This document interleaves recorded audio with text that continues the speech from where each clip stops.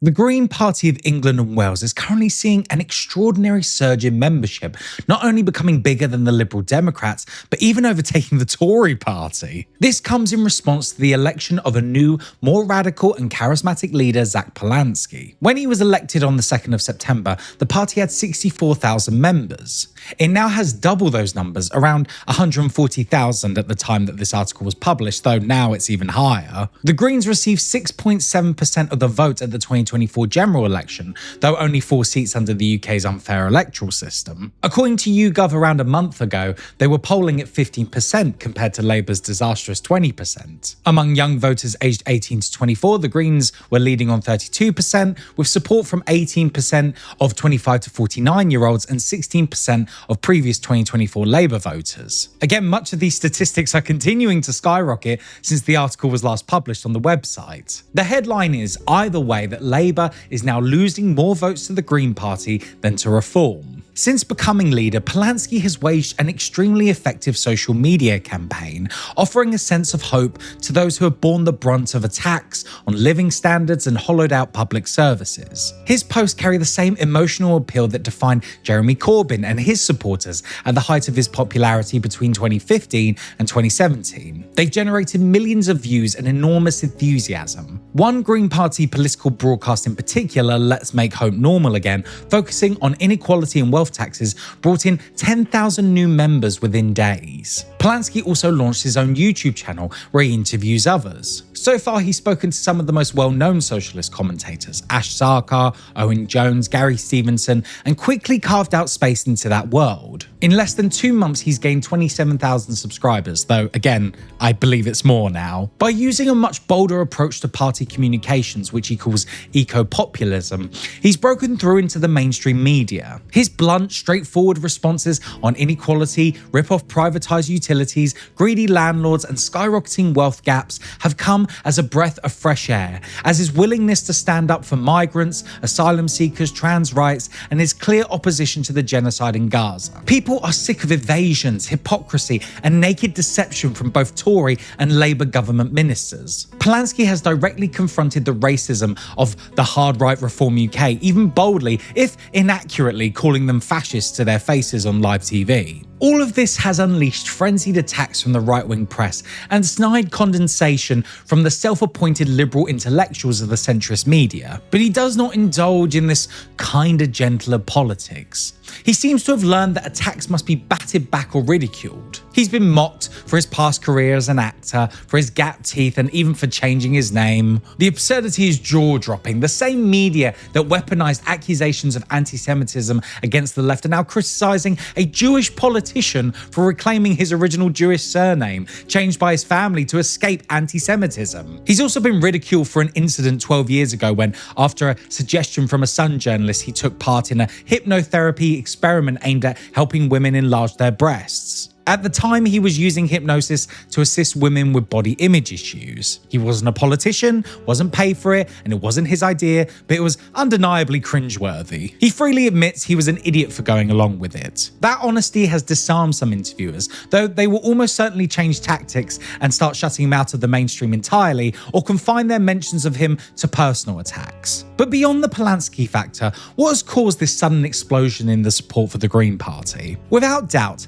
the key driver has been the appalling portrayals of the Labour government, coupled with a general air of dull incompetence. Starmer and Reeves seem determined to alienate as many groups as possible. Pensioners, families with more than 2 children on benefits, disabled people, trans people, and students have all been targeted by them. The continuation of the Tory freeze on income tax allowances have effectively meant an annual tax increase for millions. Meanwhile, the government has failed to address the cost of living crisis, soaring energy bills, extortionate private rents, homelessness, the lack of social housing, and escalating home ownership costs. Their complicity or active support for Israel's assault on Gaza has led to absolute collapsing support, and not only among Muslim communities. Loyal Labour voters have been pushed away by Starmer's pandering to right-wing talking points on migrants and asylum seekers, and by slashing international aid while boosting defence spending. The government has abandoned net zero pledges and granted new permissions for North Sea oil drilling. Even the more progressive measures, such as extending employment employment rights now look vulnerable to watering down or delays. Starmer's message to party members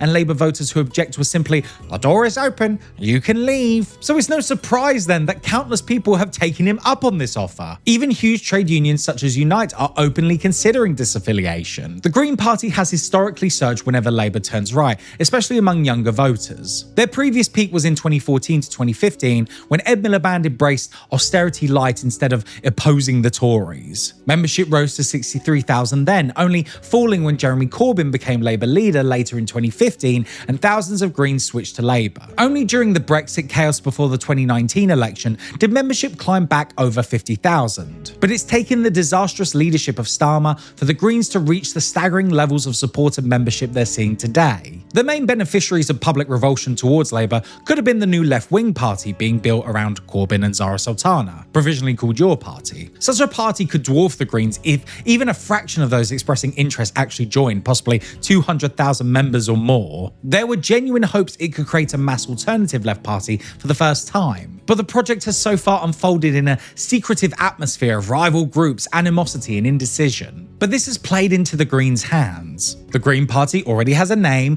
an existing organisation, hundreds of councillors, 4 MPs, an effective operation, and now a decisive leader articulating policies similar to those likely to emerge at Your Party's founding conference in November. It's still possible for the new party to recover. Corbyn and Sultana are trying to project unity heading into the conference. Hundreds of localities have set up unofficial proto-branches in a wave of enthusiasm, with activists eager to campaign for a vibrant mass socialist party. Such a party could attract members away from the Greens who lack the same loyal activist base. For socialists, it's essential to recognise that the growth of the Greens reflects a desperate hope for a better society, especially among young people. Dismissing those who join for those reasons would be a serious mistake. Criticism should be friendly and respectful, but the Green Party does have weaknesses, some unique to its ideology and some shared within the broader Corbyn left. The Greens are right to prioritise environmental and ecological threats, especially the existential danger posed by man-made climate change. They deserve credit for highlighting these issues long before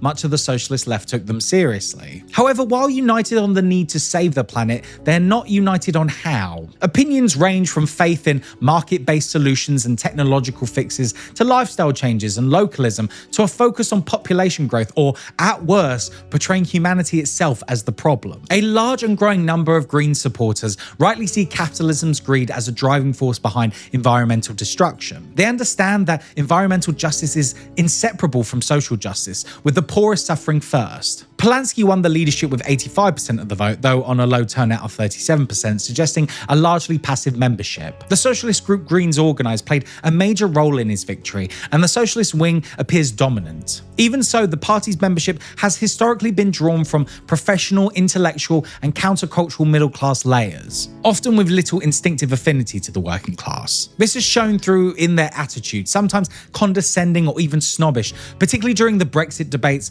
when they clamoured for a second referendum and joined mainstream liberal outrage at stupid northerners voting the wrong way. They attacked the Labour left and Corbyn as well, whom Polanski now says he admires, and prioritised reversing Brexit over supporting a possible left Labour government.